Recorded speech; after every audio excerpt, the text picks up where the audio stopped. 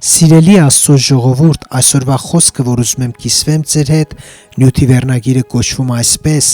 Փակյալ պարտեզ։ Հատվածը գրված է Երգ Երգոց գիրք 4-րդ գլուխ 12-րդ խոսքում, ընթերցում եմ այդ հատվածը. Իմ հարսքույրս փակյալ պարտեզ մնե, փակյալ աղբյուր ու կնքված աղբյուրակ մնե։ Մենք գիտենք, որ Երգ Երգոց գիրքը խոսում է Հիսուսի և եկեղեցու հաղորդակցության մասին, Հիսուսի և իրական հոգևոր մարդու, Աստծուն սիրող, հավատացյալ մարդու հաղորդակցության մասին։ Այո, մենք պետք է լինենք փակյալ պարտեզի պես, փակ բոլոր բաների առաջ, որովհետև այդ պարտեզի տերը Հիսուսն է։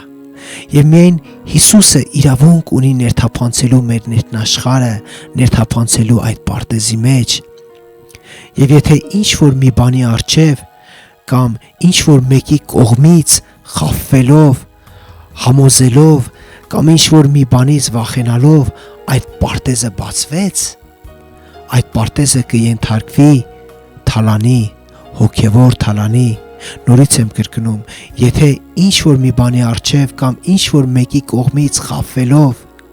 այսպես համոզելով կամ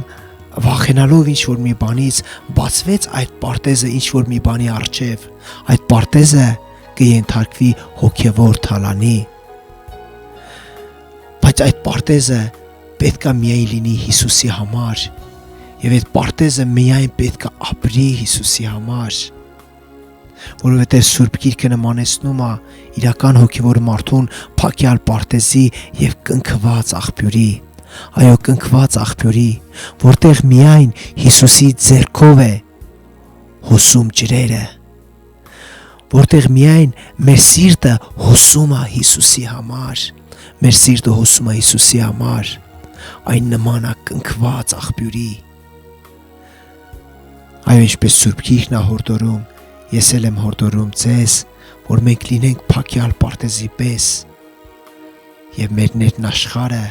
ապրի միայն Հիսուսի համար։ Ամեն։ Տերը օրհնի ձեզ։